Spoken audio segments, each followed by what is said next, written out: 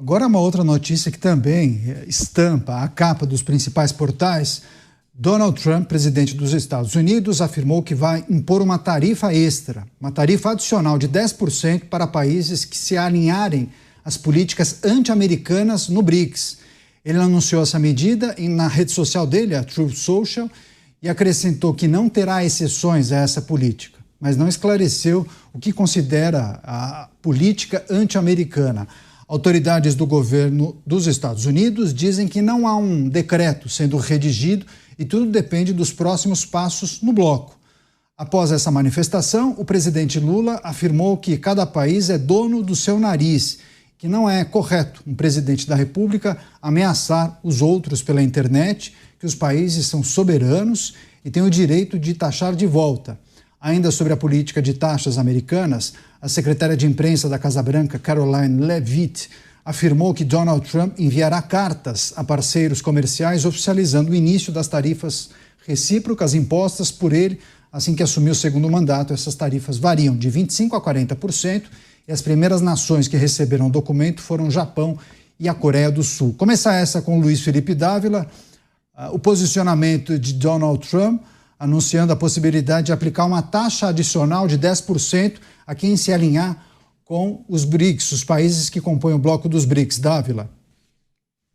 É isso que vai acontecer. Ou seja, esta atitude anti-Estados Unidos, anti-economia, da economia mais poderosa do mundo, vai ser retaliada. E Trump vem anunciando isso desde o primeiro dia de mandato. Não é que é uma novidade, que ele está reagindo em relação à reunião do BRIC no Rio de Janeiro. Não, ele já vem reagindo isso há tempo. Aliás, 10% é a tarifa dessas políticas que ele chama anti-americana, mas seria 100% a tarifa se adotasse uma moeda que não fosse o dólar para as transações comerciais. Essa ideia que havia sido cogitada lá atrás já morreu rapidinho, porque nenhum país aguentaria uma taxação de 100% sobre seus produtos se adotassem uma moeda que não fosse o dólar. Ou seja, mais uma vez, os Estados Unidos retaliam países com uma política contrária aos interesses de Washington. E nesse caso,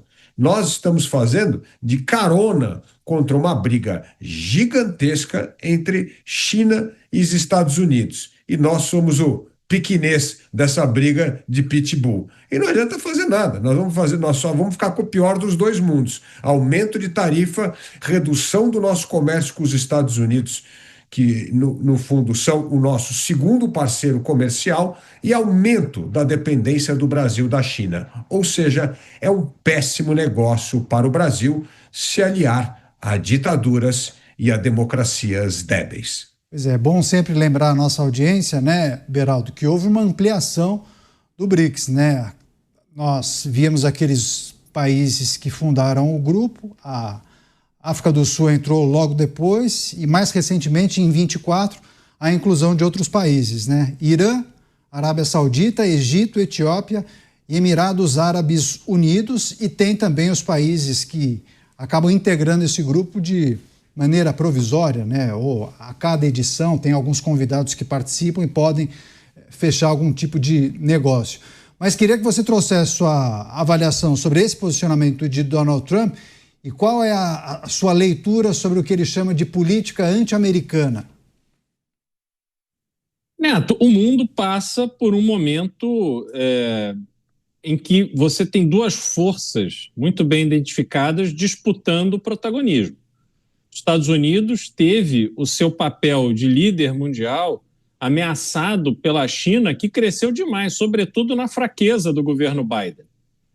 E olhando para o futuro, o que o governo americano entende é que, se não houver uma reorganização para que os Estados Unidos recupere o seu protagonismo, para que os Estados Unidos consiga cobrar dos seus parceiros um preço adequado àquilo que ele entrega, os Estados Unidos vai se enfraquecer ao longo do tempo e a China vai ser a grande força mundial. A gente precisa lembrar que a China é um país imenso, com uma população imensa, bem maior do que os Estados Unidos. A China tem um exército mais numeroso do que os Estados Unidos. A China está investindo imensamente em tecnologia. A China manda seus jovens estudarem nas grandes universidades mundiais para absorver conhecimento e trazer de volta para a China há décadas. Diferente do que faz o Brasil. O Brasil manda ou financia alguns programas de estudo fora, mas os estudantes conscientes da realidade, sobretudo na área científica no Brasil, assim que tem oportunidade, se mandam, nem voltam. Porque o Brasil não recompensa aqueles que possuem um conhecimento além da média. Essa é a realidade que nós temos que lidar. Então, o mundo passa por esse momento em que há inúmeros desafios. O Japão, com a sua população se reduzindo, o exército se reduzindo, cada vez mais dependente dos Estados Unidos. A Europa, com uma crise migratória brutal, também com uma taxa de natalidade pequena. A França já tem 10% da sua população de imigrantes muçulmanos. Portugal já tem 8% da sua população de brasileiros. Então, nós estamos vendo a Europa bastante desorganizada, com problemas de déficit, com problemas comerciais. Essa é a realidade do mundo. Então, os grandes atores, os protagonistas do mundo, estão lutando pelo seu espaço e para manter a sua força. E o que o Brasil está fazendo? O Brasil está assistindo a isso tudo, o governo brasileiro, sem a preocupação de entender e se posicionar. Até porque os BRICS, eles não passam de uma reunião, uma organização, mas não é um tratado de livre comércio. Não é porque nós somos o B do BRICS que a gente tem privilégios e benefícios. Não, ali uma reunião de um grupo de majoritariamente ditadores, sanguinários, que simplesmente se encontram para tratar dos interesses deles, sobretudo Rússia e China. A Rússia hoje em uma posição enfraquecida em razão da guerra que trava com a Ucrânia. Mas o Brasil não tem absolutamente nada a ganhar em dar de ombros aos Estados Unidos e à Europa e ficar abraçado com esses ditadores e com a China. Não faz nenhum sentido prático. O Brasil se entrega, se vende barato, porque não tem dimensão da sua grandeza, porque o que importa é a eleição do ano que vem, o que importa é agradar a companheirada. Então, Caniato, realmente a gente vê a nossa mediocridade estampada para o mundo. Você, Mota, a manifestação de Donald Trump, claro, as reflexões ao grupo dos BRICS, como bem destacou o Cristiano Beraldo, mas eu li várias análises no Brasil e no exterior tratando dessa questão, né? Um grupo majoritariamente composto por ditaduras, mas mesmo assim um bloco muito relevante na avaliação da atual administração do país, né? O BRICS faria toda a diferença se conseguisse aumentar o número de países, o volume de negócios e por aí vai. Mas queria que você discorresse sobre essa manifestação de Donald Trump. Na manchete está a ameaça, mas muitos leram de outra maneira. Há muitas pessoas que criticam as medidas de Donald Trump. É fácil criticar porque ninguém gosta de tarifa, ninguém gosta de imposto, quase todo mundo é a favor do livre mercado. Agora, eu vejo que a maioria dos críticos talvez esteja olhando apenas o aspecto econômico. Eu acho que eles estão esquecendo o aspecto político. Trump foi eleito com uma plataforma clara de reviver o vigor dos Estados Unidos. As tarifas são apenas um aspecto dessa história. Todos os líderes mundiais, todos os países têm uma escolha. Você vai ficar com os Estados Unidos ou você vai ficar contra os Estados Unidos?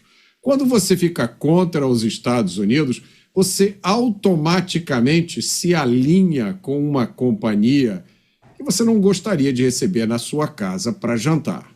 São países, são nações, são governos que ignoram essas coisas que as nossas autoridades elogiam todos os dias nos seus discursos: Estado de Direito, democracia, liberdade.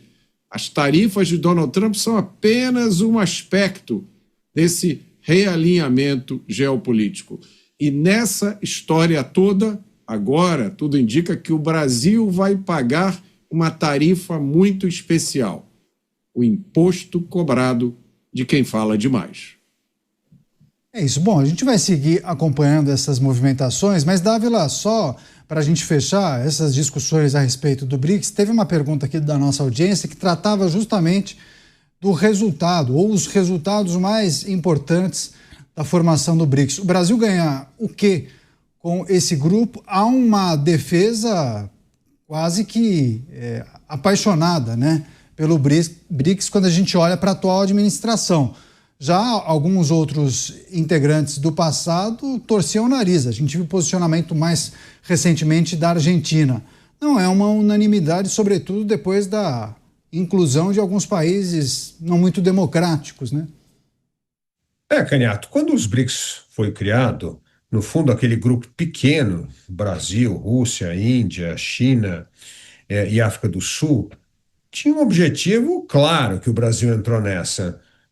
A China criou o famoso Banco dos BRICS e aquilo era uma fonte de financiamento para a obra de infraestrutura gigantesca que o Brasil tinha acesso, e praticamente um acesso sem muita restrição.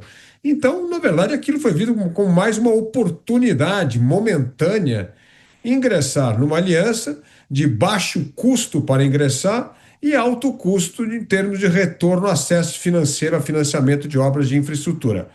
Essa foi a ideia inicial. Só que com o passar dos tempos, essa tensão cresceu entre China e Estados Unidos, e China e Europa também, e aí a China resolveu transformar o BRIC num grande bloco pró-China.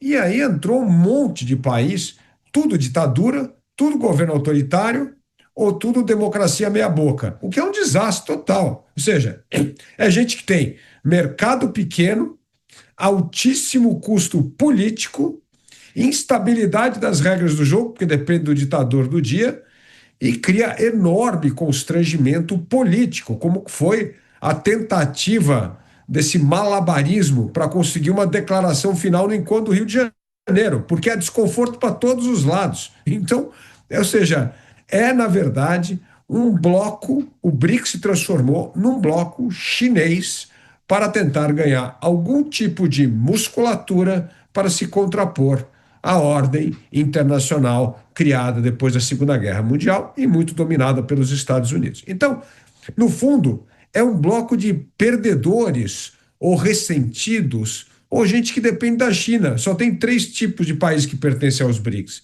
Então, isso passou a ser um péssimo negócio para o Brasil.